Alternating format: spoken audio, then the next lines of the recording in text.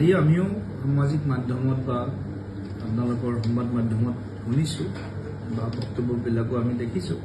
মই ভাবোঁ যে এইবিলাক অসমখনক অস্থিৰ কৰা যি এটা গতিৰে ৰাজ্যখন আগবাঢ়িবৰ কাৰণে এতিয়া মানে এটা সম্পূৰ্ণ যোজা দ্বিতীয়টো কাৰ্যকালত মুখ্যমন্ত্ৰী ডাঙৰীয়াৰ নেতৃত্বত আৰম্ভ হৈছে।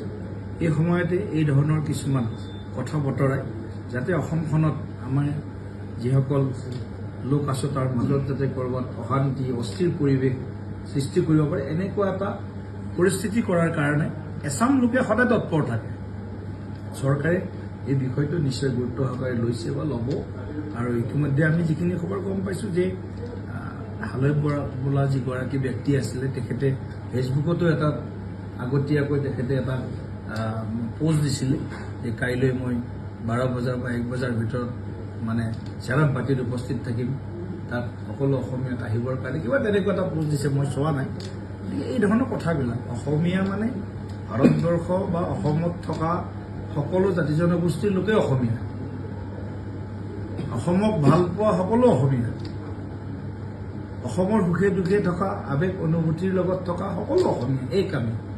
তাত বিহাৰী বেলেগ, বঙালী বেলেগ, হিন্দীভাষী বেলেগ, এইটো মিয়াক সুযোগ কৰি দিয়াৰ বাহিৰে, মিয়াক অসমখনক অস্থিৰ কৰি দিয়াৰ এটা পৰিৱেশ নিৰ্মাণৰ বাহিৰে একো নহয়। মই দুয়ো পক্ষকে বিনম্ৰতাৰে আহ্বান জনাইছোঁ যে এই ধৰণৰ কথাবিলাকত আমি নোসোমোৱাই ভাল। আমি এক অসমীয়া হৈ সনাতনী পৰম্পৰাটোক কেনেকৈ শক্তিশালী কৰিব পাৰোঁ সেইটোতে সকলোৱে আজিৰে পৰা যি হ'ল কালি যদি ক'ৰবাত কোনোবাই ভুলো কৰিছে, মই কোন শুদ্ধ কোন ভুল আজি মই তাৰ নিৰ্ণয় দিব নোৱাৰোঁ বা দিয়া উচিতো নহয়। কিন্তু কথাটো হ'ল কি এই সময়খিনিত যাতে আমি সকলো এক হৈ থাকোঁ। এই ধৰণৰ কথা বাৰ্তাবিলাকে জাতিটোক ক'ৰবাত নহয় ক'ৰবাত আঘাত কৰিব। গতিকে আমি সকলো সাৱধান হৈ থকাটো ভাল। হ'ব পাৰে উচতনিমূলক বিভিন্ন ধৰণৰ কথা বতৰাবিলাক আছে।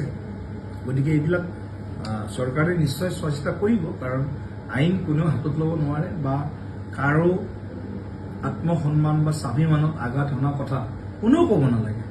এই কথাটো আমাৰ সকলোৰে দায়িত্ব বা কৰ্তব্য হোৱা উচিত। গতিকে এই ধৰণৰ ক'ত কি ঘটনা হ'ল গোটেই কথাখিনি নিশ্চয়ভাৱে অলপ চালি জাৰি চাই ভৱিষ্যতৰ দিনত যাতে এই ধৰণৰ কথাবিলাক যাতে নঘটে এই কথাবিলাকৰ ওপৰত আমি সকলোৱে সজাগ হোৱাটো আমি বিচাৰোঁ।